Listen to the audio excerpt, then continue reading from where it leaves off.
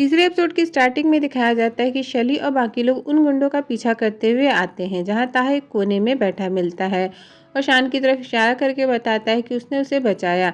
सभी लोग उसे देखने जाते हैं। वो बुरी तरीके से घायल होता है, उसके खून निकल रहा होता है। रेस्टोरेंट का मालिक बताता है कि हमारा शेफ है, इसने हाल ही में ज्वाइन किया है, इसका नाम जोखिम सिक्वेरा है। वह शैली उसे देखकर पहचान जाता है कि ये शेफ नहीं बल्कि शिमला का नाइट मैनेजर है। शैली का साथी बीजे कहता है कि क्या करे, पुलिस को बुलाएं, तो धीमे स्वर में शान कहता है कि नो पुलिस। यहाँ से सीन कट कर लिपिका को दिखाया जाता है जो एक टूरिस्ट बनकर कोलंबो में आती है।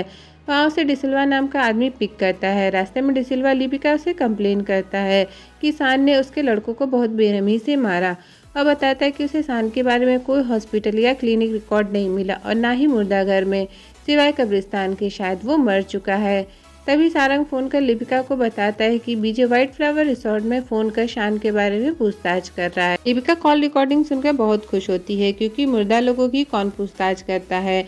इसका मतलब वो समझ जाती कि शान जिंदा है। इधर शान को एक प्राइवेट हेलीकॉप्टर से सैली के प्राइवेट आइलैंड पे ले जाया जाता है। सैली उसे ठीक करने के लिए बेस्ट डॉक्टर को अपॉइंट करता है। शान को काफी दिनों बाद होश आता है और उस समय ताहा उसके पास ही होता है। वो बताता है कि शान बेहोशी में भी सफीना का नाम लेता होता है। जिस कमरे में शान को रखा गया होता है वहाँ कैमरा लगा होता है और बीजे उस पर नजर रखे होता है। धीरे धीरे शान रिकवर होने लगता है। काफी हद तक सही होने के बाद शान जाने की बात करता है तो बीजे कहता है जैसे ही चीफ वापस आ जाए तो देखेंगे। फिर इंडिया में न्यू दिल्ली के डिफेंस भवन का सीन दिखाया जाता है जहां ऑफिसर बताता है कि पॉलिटिकल क्राइसिस की वजह से इंटरनेशनल ब्लैक मार्केट में इलीगल आर्म्स और एम्यूनेशन सरप्लस पैदा हो गए हैं। सारे बड़े इलीगल आर्म्स डीलर एक्टिव हो रहे हैं। अगले 2 साल बहुत क्रिटिकल है, इसलिए हमें सभी समुद्र और जमीनी रास्तों को मॉनिटर करते रहना होगा ताकि इंडिया और पड़ोसी देशों में ये लोग ना घुस पाएं। यहाँ मित्र दानिश खान से लिपिका के बारे में टॉन्ट मारकर पूछता है कि आजकल हमारी रेजिडेंट आर्म्स ट्रेड एक्सपर्ट कहाँ है, तो दानिश उससे सही बात ना बताकर कहता है कि वो सिक लीव पर है। मित्र ये सुन कहता है कि सही है, कम से कम उसकी वाइल्ड थ्योरी से उसे ब्रेक तो मिलेगा क्योंकि डिपार्टमेंट प्रोटोकॉल से चलता है ना कि पैशन से। फिर लिपिका को दिखाया जाता है जो कि प्रेग्नेंट होती है और अंडर कंस्ट्रक्शन घर में अपना ऑफिस बनाकर रह रही होती है क्योंकि वहाँ से सैली की लंका पर नजर रखना उसके लिए आसान होता है। इधर सैली अपनी ट्रिप से वापस आ जाता है और शान को मिलने के लिए बुलाता है। शान को उसके बच्चे को सेव करने के लिए थैंक यू कहता है और फिर उसकी पूरी जन्म कुंडली बताते हुए शक करता है कि उस वक्त पर उस मोमेंट में तुम्हारा वहाँ होना कोइंसिडेंस था या फिर यहाँ तक आने का प्लान, और सबसे बड़ी बात, तुमने पुलिस को बुलाने से मना क्यों किया था। शान कहता है कि अगर पता होता कि इतनी इंटेरोगेशन होती तो बचाता ही नहीं। मैंने आपके बेटे की जान बचाई, आपने मेरी, हिसाब बराबर। अब मैं पुरानी लाइफ में वापस जाना चाहता हूँ। उसी समय बीजे आकर शैली को मीटिंग की टाइमिंग बताता है और शान के लिए कहता है कि इसकी स्टोरी में कोई लूप होल नहीं है, सब कुछ साफ सुथरा है। ऐसा लगता है मानो किसी ने प्लानिंग के तहत इसे यहाँ भेजा हो। शान खुद को कंट्रोल करते हुए और कूल दिखाते हुए कहता है कि आप लोग मुझ में इंटरेस्टेड क्यों हैं। मैं चोर हूँ, मर्डरर हूँ, जेल से भागा हुआ हूँ, फिर भी आप लोग पुलिस को बताने की जगह मुझे यहाँ लेकर आए। तो कौन है और क्या करते हैं इसमें मुझे कोई इंटरेस्ट नहीं। मुझे ना तो आपकी सेवा चाहिए और ना ही इनाम, और मुझे मेरी पर्सनल लाइफ में किसी का इंटरफेयर करना बिल्कुल पसंद नहीं। इसलिए मैं यहाँ से जा रहा हूँ। और अपना पासपोर्ट मांगता है। वह सैली उसे नहीं जाने देता। उसका कहना होता है कि तुमने मेरे बेटे की जान बचाई, इसलिए मैं किसी का फेवर नहीं रखता, तो उसे लौटाने के लिए तुम्हें थोड़े दिन यहाँ और रहना पड़ेगा। वैसे भी ताहा तुम्हें पसंद करता है, उसे कंपनी दो।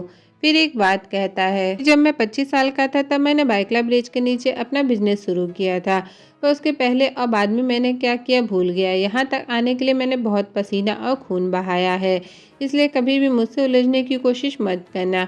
आपको याद हो तो ऐसी ही कुछ लाइनें लिपिका ने भी शैली के बारे में कही थी। फिर शैली दूर वाले कॉटेज में उसके रहने का बंदोबस्त करवा देता है। विजय बताता है कि यहाँ पर फ़ोन कॉल, इंटरनेट या पोस्ट कार्ड कुछ भी अलाउड नहीं है। इनके अलावा अगर तुम्हें कुछ चाहिए तो तुम बता सकते हो। उसी रात शाम को कॉटेज के बाहर कावेरी स्विमिंग करने आती है जिसे शान देखता होता है। उधर इंडिया में मित्र का इन्फॉर्मर उसे इन्फॉर्मेशन देता है कि लिपिका 2 हफ्ते से सिक लीव पर है, पर वो बीमार नहीं है और श्रीलंका में भी उसका कोई मिशन चल रहा है। इधर शान ताहा से बातचीत कर दोस्ती करने की कोशिश करता है। बातों ही बातों में ताहा बताता है कि उसके पेरेंट्स यानी शैली और उसकी बीवी का डिवोर्स हो गया है और वो सिर्फ हॉलिडे में ही यहाँ पर आता है। ताहा अपने फ्रेंड की पिक दिखाता है जो कि एक डॉग होता है, पर उसकी डेथ हो गई होती है। ताहा शैली के दोस्त जायू और मृणाल के बारे में बताता है कि उनका घर उदयपुर में है, वो वहाँ के प्रिंस और प्रिंसेस है। पर यहीं पर रहते हैं। शान जानने की कोशिश करता है कि आइलैंड कितना बड़ा है। ताहा बताता है कि यहाँ टोटल 38 रूम्स हैं, जिनमें से मैं 3 रूम में नहीं गया हूँ। उनमें से एक शैली के बेडरूम वाला ऑफिस भी होता है। फिर दोनों स्विमिंग करने लगते हैं, जहाँ कावेरी भी होती है और वो भी उनके साथ स्विमिंग करने लगती है। दोनों को साथ स्विमिंग करते देख विजय शान को स्ट्रिक्ट वार्निंग देता है कि कावेरी के बारे में ऐसा वैसा कुछ सोचना या करना भी नहीं, वरना शैली तुम्हें छोड़ेगा नहीं। अगले दिन शैली गोल्फ खेल रहा होता है तो शान आकर उसे बताता है कि मैं ताहा को श्रीलंकन मील बनाना सिखा रहा हूँ, जिसके मेन इंग्रेडिएंट लाने के लिए मैं और ताहा मेनलैंड जाना चाहते हैं। शैली के मना करने पर शान बात को घुमाते हुए कहता है कि ताहा बाहर जाने के नाम से ही डरने लगा है, इसलिए अभी यही समय है उसके डर को खत्म करने का। ये सुनकर शैली जाने की परमिशन तो दे देता है, पर साथ में अपने 2 आदमियों को भी भेजता है। विजय भी एक आदमी को फ़ोन कर शान की अपडेट देने को कहता है कि उस पर नज़र रखो और देखो कि वो किसी से मिलेगा या नहीं। लिपिका भी दूरबीन से शान को देखती है। डिसिल्वा को उसका इन्फॉर्मर मैसेज कर बताता है कि वो लोग फिश मार्केट जा रहे हैं, इसलिए लिपिका भी डिसिल्वा के साथ फिश मार्केट के लिए निकल जाती है। विजय फ़ोन कर अपने आदमियों को शान और ताहा के साथ जाने से मना कर देता है और जो तीसरा आदमी होता है उसके थ्रू उन दोनों की लाइव वीडियो देखता है। शान लिपिका को देखकर मुस्कुराने लगता है। उसे मुस्कुराता देख तीसरे आदमी को थोड़ा शक होता है कि वहाँ पर कोई तो है, पर लिपिका उस आदमी को देख लेती है कि वो शान का पीछा कर रहा है, इसलिए अपना रास्ता बदल देती है। लिपिका को ऐसा करते देख शान भी समझ जाता है कि उसके पीछे कोई है और होशियार हो जाता है। लिपिका और शान मछली खरीदने के बहाने दोनों कोड वर्ड में बात करते हैं।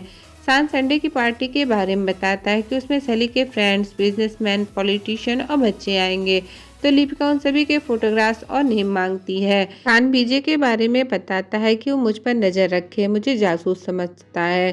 तो लिपिका कहती है कि मैं उसे बहुत अच्छे से हैंडल कर लूँगी, तुम टेंशन मत लो। फिर दोनों अलग अलग रास्ते निकल लेते हैं। वहाँ से निकलकर लिपिका सारंग को फ़ोन कर बताती है कि शान शैली तक पहुँच गया है, वह बीचे बीच में अड़ंगा डाल रहा है, इसलिए हमें उसे हैंडल करना है। और 2007 के केस के बारे में रिमाइंड कराती है और यहीं से तीसरा एपिसोड खत्म होता है। अब वो केस क्या होता है, इसको जानने के लिए हमारे चैनल को लाइक, शेयर, सब्सक्राइब करना मत भूलिएगा।